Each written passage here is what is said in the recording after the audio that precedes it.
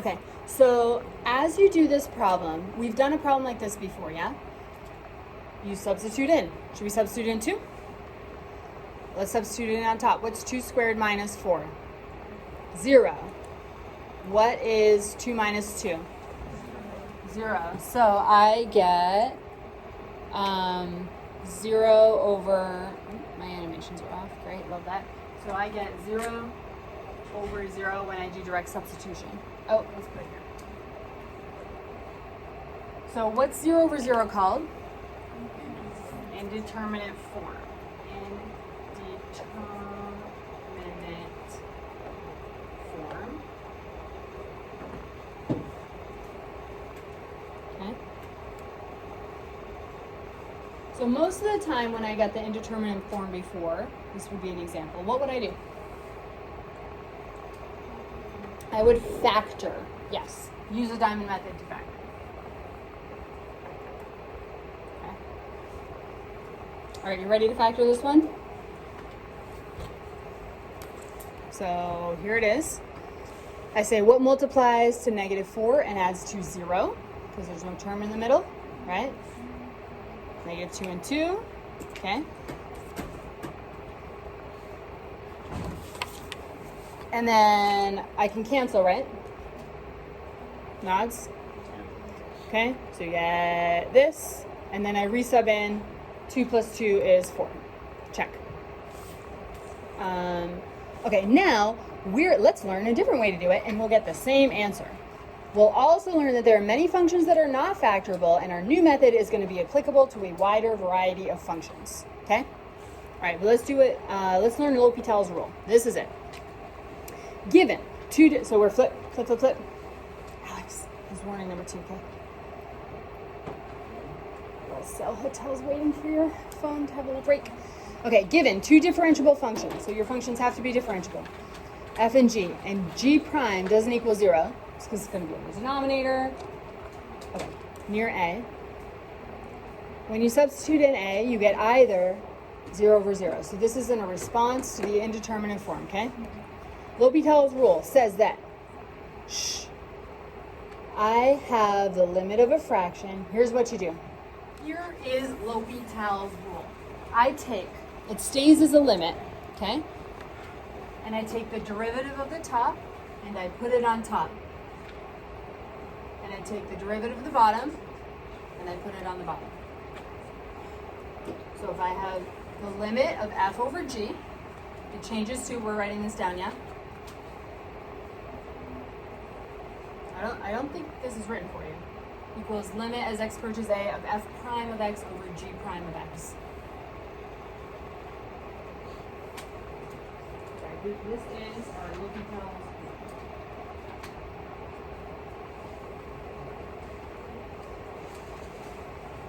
Okay.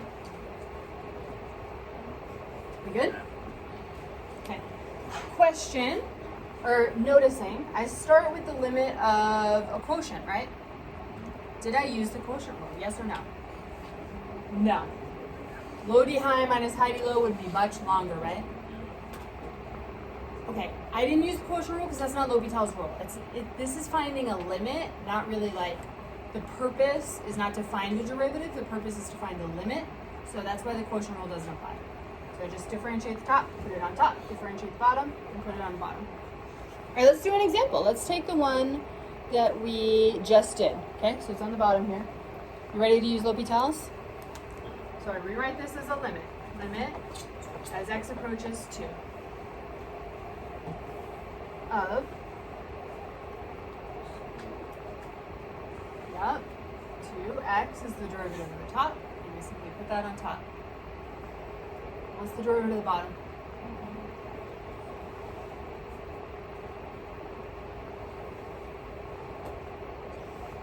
You ready? And then substitute in.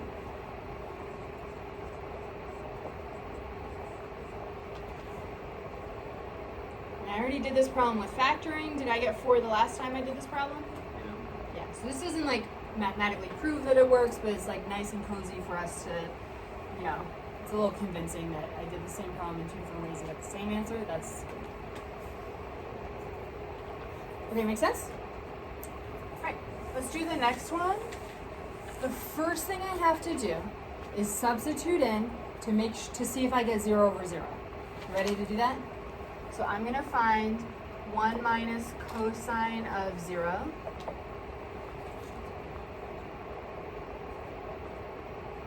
So see me substituting in. Cosine of 0 is 1, so I get 1 minus 1, which is 0.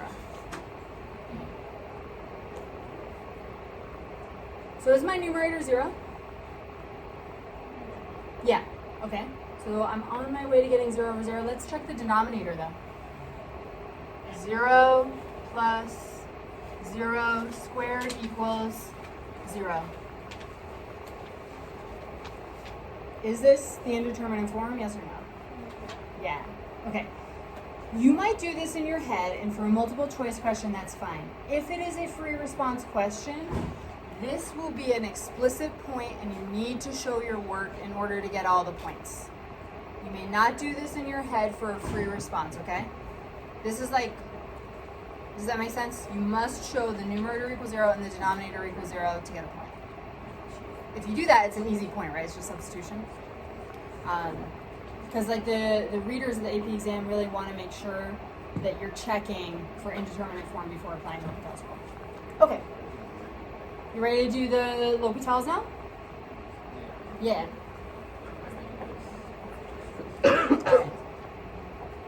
Limit, wait, as x approaches 0 of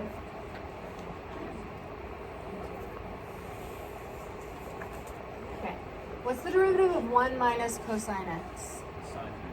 Yep. No, you were right actually, because it's negative, negative. Alright, when you're done with that problem, Vishak, I'm going to have you go sit down. You'll get the notes, so you don't need to get everything in advance. Alright, what's the derivative of x plus x squared? Thank you. Alright, now what should I do? Plug in.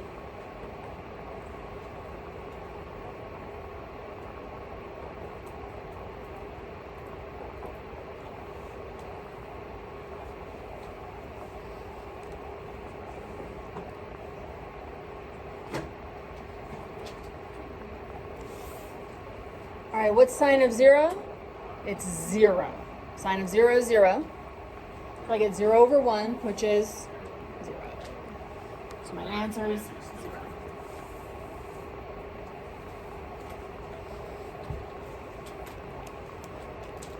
I mean, I think I could stop here. I think we got it, but let's do some more examples just to get it better, right?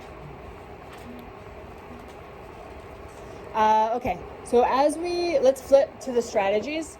I just wanted to list them all on top. These are all of our strategies. Oh, we didn't do multiply by the conjugate on top and bottom this year, but you could factor. We'll ignore the second bullet for now. Numerically, graphically, or L'Hopital's rule. So if you're doing a limit, this is like our list of strategies. All right, let's group up. It is C. This is what L'Hopital says. If you substitute in, you get the indeterminate form. Then you keep it as a limit, but you take the derivative of the top, put it on top, take the derivative of the bottom, put it on the bottom. D would be applying the quotient rule, which is not something you do if you're given a limit. Quotient rule and limits don't interact. All right, let's move on to APQ 5. What's coming next? No, examples 3 and 4 come next for you, right? Okay. All right, look at these. Shh. This is just practice. All right, if there's chatting, please stop. Shh. Shh, Alex. So you should start these problems by substituting in and seeing if you get 0 over 0. I'm just telling you you do. So just go straight into doing L'Hopital's, okay? All right, let's go. Let's try it. So this should look like this. So you take, this is the L'Hopital's rule. This is substitution. So you get 11/7, okay? On example 4 on the bottom, it looks like this. When you substitute in is when you stop writing lim, x approaches. Shh, Alex. We have 15/19 is the final answer. I'll let you look up here. So we get lim, x approaches 6, 2x plus 3 over 2x plus 7.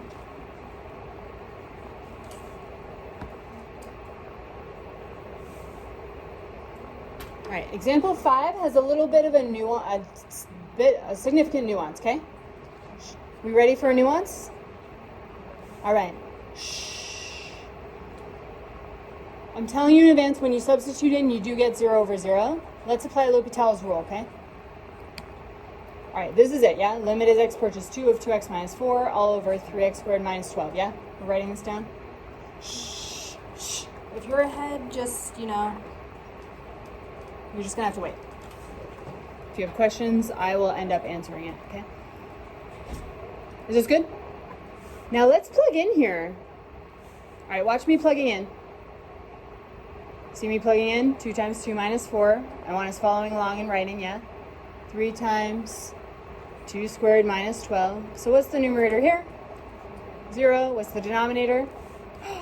So does that mean my answer is, Danny? No. This means I get to do L'Hopital's again a second time.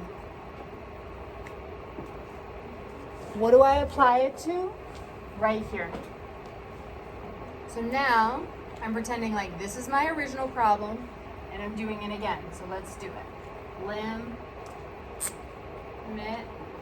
as x approaches 2 of, what's the derivative of the numerator? Okay, you guys back there, you really need to stop talking. I know it's like whispering and quiet, but yeah, 6x and then 2's on top, yeah? You ready to plug in 2? 2 over 6 times 2, which is 1/6. Is this 0 over 0? No. It's a number, so I can stop. In fact, I have to stop. That's my answer.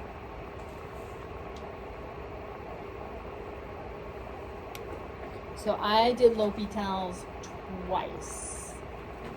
All right, let's move on to example 6. Okay? When I substitute in, do I get 0 over 0? Yes, I do. Sine of 0, 0. X at 0 is 0. Okay? Why don't you try this on your own, okay? Try both of these on your own. Just take each derivative, sub in. Go for it. All right, let's go over them. So the first one, the answer is 1. The second one is 0. This ends up being cosine of 0 over 1. This ends up being positive sine of 0 over 1. It would be a differentiable function such that g of pi over 2 equals 0 and let f of x equals sine x. The graph of g prime, the derivative of g, is shown below. Find the value of the limit as x approaches pi over 2 of f of x over g of x, or state that it does not exist. Justify your answer. Okay. The first thing I do for any limit problem is you want to just do direct substitution. So I take x is approaching pi over 2, and I substitute it in both, and I'm going to figure out what each one is. So I want to find f of pi over 2, and I want to find g of pi over 2.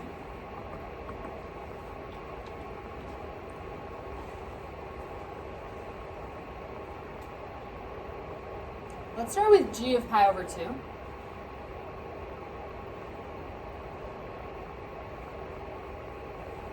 What is g of pi over 2? 0. It told us. Okay. You can make a note for it, like it says it in the problem. Okay. How do I find f of pi over 2?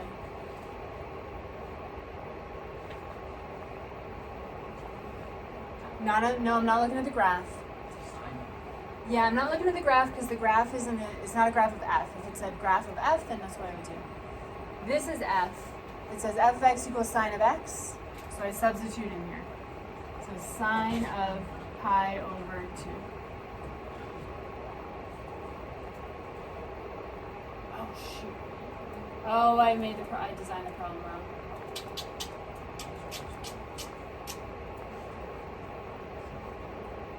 Wait, friends, hold on.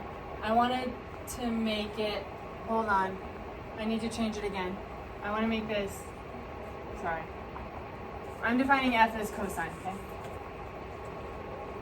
I want it to be 0 over 0, so we have to use L'Hopital's. My bad. Can you just make f cosine? Pretend the problem said that. F is now defined as cosine.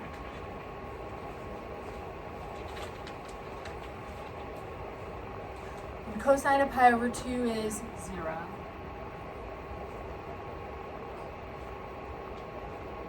Again, on my exam and the AP exam, this work I'm showing is necessary to get full credit. You must show that you plug in, even if it's 0 over 0 and you're going to do L'Hopital's to get full credit, okay? So even if you're like, oh, it's dumb to plug in because I got 0 over 0 anyway, you still have to show it. Okay, so what am I going to do, L'Hopital's? I'm going to do it with function notation first and then plug in, okay? Ready to do it together? You can probably do it on your own, but let's do it together. So I'm going to rewrite the limit of, as x approaches pi over 2 of the derivative of f of x is f prime of x. The derivative of g of x is g prime of x.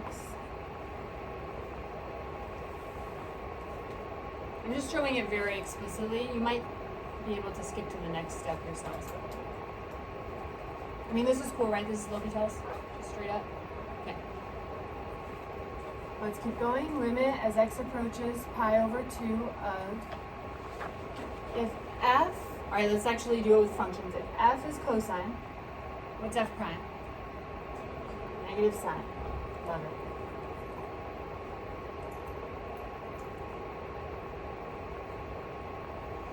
I'm going to leave this as g prime of x for now. Okay.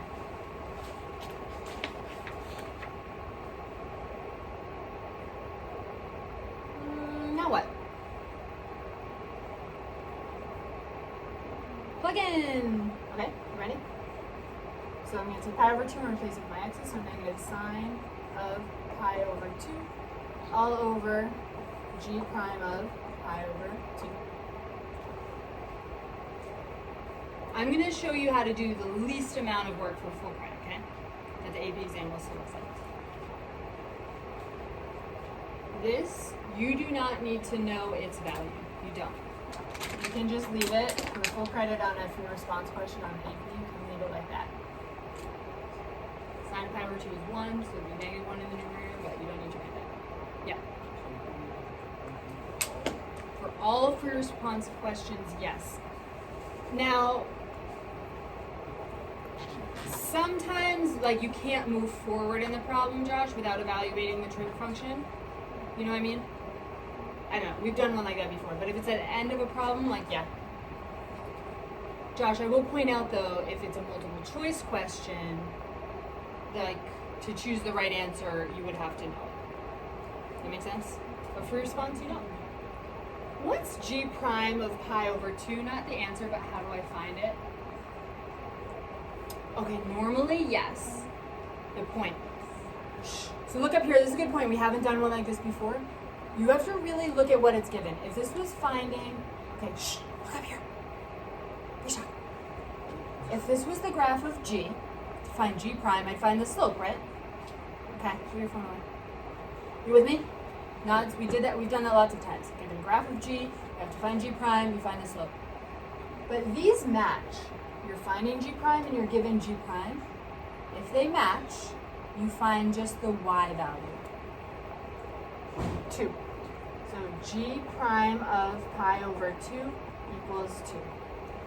If you found this slope, you would be finding actually g double. So to find g prime from g prime, it's the y value. Let me say that one more time. To find g prime from g prime is the y value.